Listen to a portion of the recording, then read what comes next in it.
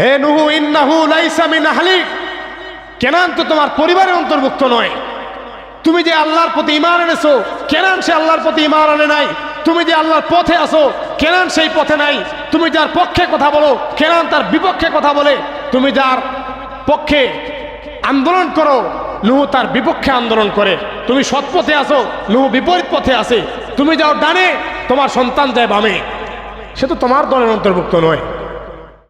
সন্তানকে ডাক দিয়ে বলেন, ইয়া বুনাইয়া আরকাম মা'ানা ওয়ালা তাকুম মা'আল কাফিরিন। ও সন্তান, তুমি যদি আমার নৌকায় আসো তাহলে বেঁচে যাবা, না হলে আজকে কাফের যারা মারা যাবে তাদের সাথে তুমিও ধ্বংস হয়ে যাবা। সন্তান কিন্তু ঈমান আনে। নুহুর দলের লোক, নুহুর দলের বিপক্ষের লোক, তার পক্ষের লোক না, ঈমান আনে নাই। আল্লাহ তাআলা আসমান থেকে নবী নূহ আলাইহিস সালামের বক্তব্য শুনলেন, দেখলেন নবী নূহ তার সন্তান কেনানকে ডাকে। আর আল্লাহর নির্দেশ ছিল, ঈমান এনেছে যারা নৌকায় চড়বে তারা, ঈমান আনে নাই যারা নৌকায় উঠতে পারবে না তারা। এতে যদি তার স্ত্রীও হয়, সন্তান হয়, বাবাও হয়, ঈমান না আনার কারণে সে নৌকায় উঠতে পারবে না।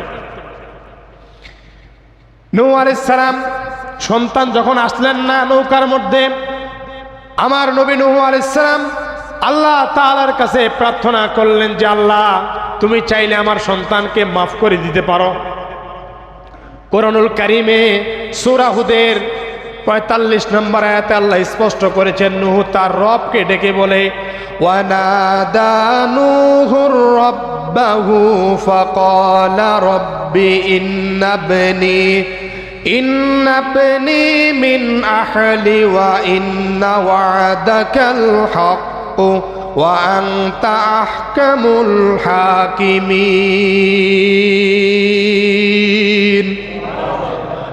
আমার নবী নূহ আলাইহিস সালাম আল্লাহকে বললেন, হে আমার প্রতিপালক, হে আমার রব, আমার সন্তান তো ঈমান আনে নাই। তুমি যদি চাও আমার সন্তানকে ক্ষমা করে দিয়ে আজকে নৌকার মধ্যে আমার সন্তানকেও একটু জায়গা দাও। নূহ নবী দোয়া করলেন আল্লাহর কাছে, ও আল্লাহ তুমি তো শ্রেষ্ঠ বিচারক, আজকে যদি আমার নৌকায় আমার সন্তান না আসে তাহলে তো আমার সন্তানও ক্ষতিগ্রস্ত হয়ে যাবে, আমার সন্তানও ধ্বংস হয়ে যাবে। আমার সন্তানকে তুমি ক্ষমা করে দাও। ইতিপূর্বে আল্লাহ নূহকে বলেছিলেন, নূহরে নৌকা বানাও, নৌকা বানাতে যাও, কিন্তু কাফেরদের জন্য কোনো দোয়া করা যাবে। গত জুমায় বলেছিলাম এই কথা। নৌকা বলছে তুমি নৌকা বানাও, কিন্তু কোনো কাফেরের জন্য দোয়া করতে পারবা না। সন্তান ছিল কাফের, ঈমান না আনলে সে কি হয়? কাফের হয়ে যায়। নবী নূহ আলাইহিস সালাম আল্লাহ তাআলার কাছে দোয়া করলেন, ওগো আল্লাহ আমার সন্তানকে নৌকার মধ্যে তুলাও এবং সন্তানকে ক্ষমা করে দাও। আল্লাহ রাব্বুল আলামিন নূহর বক্তব্য শোনার পরে নূহ আলাইহিস সালামকে বললেন, ও নূহ, যেই সন্তানের ব্যাপারে তুমি ফরিয়াদ করতেছ এই সন্তানের নাম কেনান। ও নূহ, এ তো তোমার দলের অন্তর্ভুক্ত নয়। কোরআনুল কারীমে সূরা হুদের ৪৬ নম্বর আয়াতে আল্লাহ ক্লিয়ার করেছেন, কড়া নোটিশ নূহ আলাইহিস সালামকে দিয়েছেন। আল্লাহ তাআলা বলছেন, ক্বালা ইয়া নূহু ইন্নাহু লাইসা মিন আহলিক। হে নূহু ইন্নাহু লাইসা মিন আহলিক, কেনান তো তোমার পরিবারের অন্তর্ভুক্ত নয়। তুমি যে আল্লাহর প্রতি ঈমান এনেছো, কেনান সে আল্লাহর প্রতি ঈমান আনে নাই। তুমি যে আল্লাহর পথে আসো, কেনান সেই পথে নাই। তুমি যার পক্ষে কথা বলো, কেনান তার বিপক্ষে কথা বলে। তুমি যার পক্ষে আন্দোলন করো, নূহ তার বিপক্ষে আন্দোলন করে। তুমি সৎ পথে আসো, নূহ বিপরীত পথে আসে। তুমি যাও ডানে, তোমার সন্তান যায় বামে। সে তো তোমার দলের অন্তর্ভুক্ত নয়। তুমি সেই সন্তানকে ইন্নাহু লাইসা মিন আহলিক, যেহেতু তোমার অন্তর্ভুক্ত নয়, তাকে ডাকতে পারবো না। যদি তুমি তারপরও তোমার সন্তানকে জোর করো, ডাকো, তাহলে মনে রাখো এই সন্তানকে ডাকতে গেলে, চাপাচাপি করলে, আমি যে তোমাকে নবীর খাতায় নূহ নামটা রেখেছি, আমার অবাধ্য হওয়ার কারণে সেই জায়গা থেকে নাম কেটে বাদ দিয়ে দিব। তোমাকে আর নবীর খাতায় নাম রাখবো না। তুমি যদি আমার আইনের অবাধ্য হয়, তোমার সন্তানকে জোর করে এই জায়গায় নিয়ে আসো কেনানকে, তাহলে তুমি যে নবী, এই নবুয়তের খাতা থেকে তোমার নামটা কেটে বাদ দিয়ে দিবে। নূহ আলাইহিস সালাম বিন্দু পরিমাণ আর তার সন্তানকে ডাকলেন না। স্রোত বাড়তেছে, এক পর্যায়ে যত পাহাড় ছিল, পাহাড় বরাবর যে কয়েকজন আশ্রয় নিয়েছিল, পাহাড় একেবারে বরাবর পানি চলে গেল। এরপরে পাহাড়ের উপরে আর যাওয়ার কোনো জায়গা ছিল না। সেখানে পাহাড়ের উপরে দাঁড়িয়ে আছে, আস্তে আস্তে বড় বুক বরাবর পানি চলে আসলো, মাথা বরাবর গেল। এখন তো আর কোনো উপায় নেই। টানা 40 দিন পানি থাকলো, সাগরে পরিণত হয়ে গেল পৃথিবীটা। টানা 40 দিন মহাপ্লাবনে নূহ নবী নৌকার উপরে থাকলেন। আর এই 40 দিনের মধ্যে ইসলাম যারা মানে নাই, আল্লাহর প্রতি ইমান যারা আনে নাই, যারা নূহকে অত্যাচার করেছে, নূহকে পিটাইছে, নূহর ইমান আনে নাই, সবগুলো মরে ধূলিসাৎ হয়ে গেল।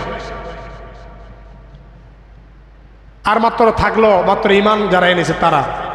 প্রিয় ভাইয়েরা, সবচেয়ে লক্ষণীয় বিষয়, আজকে পৃথিবীতে যে কয়েকটা জাতি আছে, হিন্দু বলেন, বৌদ্ধ বলেন, খ্রিস্টান বলেন, নূহর মহাপ্লাবনের পরে মুসলিম জাতি ছাড়া কোনো ব্যক্তি ছিল না। পৃথিবীতে ছিল কে মাত্র 40 জোড়া মানুষ। আর এই 40 জোড়ায় আল্লাহর প্রতি ঈমান আনয়নকারী, বাকিরা তো সব ধ্বংস হয়ে গিয়েছে। মুসলিমের বাদ দিয়ে যে ব্যক্তিগুলো, জাতিগুলো আজকে পৃথিবীতে এসেছে, সবগুলো পরবর্তীতে ফাটল তৈরি করে তারা নতুন ধর্ম বানিয়েছে। কারণ নূহর সময়ে অন্য কোনো জাতির ব্যক্তি আর ছিল না। যারা পূজারী ছিল তাদেরকে তো মেরে ফেলেছে, সেখান থেকে তারা বিদায় নিয়েছে। এই 40 জোড়া মানুষ 40 দিন পরে আবার পানি সাগরে চলে গেল, পূর্বের অবস্থায় ফিরে আসলো, নতুন করে তারা ইসলামে দাওয়াত কাজ শুরু করলো। সেখানে তার অন্য কোনো ধর্ম ছিল না। এজন্য আমি বলছিলাম যে আদম আলাইহিস সালামকে আমাদের কি বলা হয়? আদি পিতা। আর দ্বিতীয় আদি পিতা বলা হয় নূহ আলাইহিস সালামকে। সেদিন বলছিলাম আপনাদের কেন বলা হয়।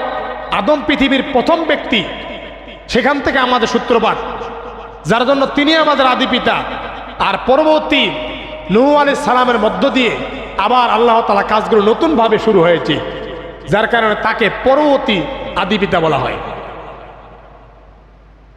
এই 40 দিন পরে পানি স্রোত পরিপূর্ণ হওয়ার পরে নূহ আলাইহিস সালাম দাওয়াতি কাজ শুরু করলেন। তাদের মধ্যে বিবাহ সাথী হলো, সংসার তৈরি হলো, পৃথিবী আজ এই পর্যন্ত আসলো। তাহলে ইসলাম, আল্লাহকে যারা বিশ্বাস করে না, এরা আবারও গজবে পতিত হতে পারে। নূহ আলাইহিস সালামের সময় থেকে এটা শিক্ষা।